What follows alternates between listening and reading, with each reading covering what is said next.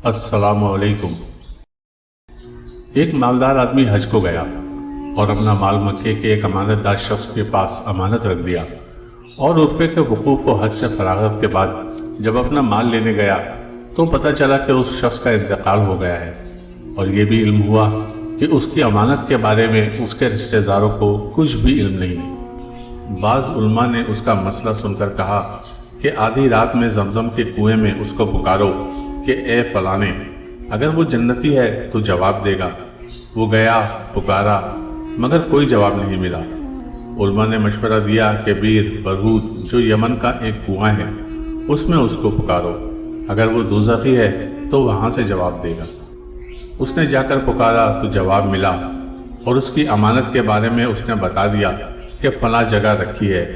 उस आदमी ने उससे पूछा कि तुम दोज़ख में किस तरह चले गए जबकि हम तुम्हारे बारे में नेक गुमान रखते थे।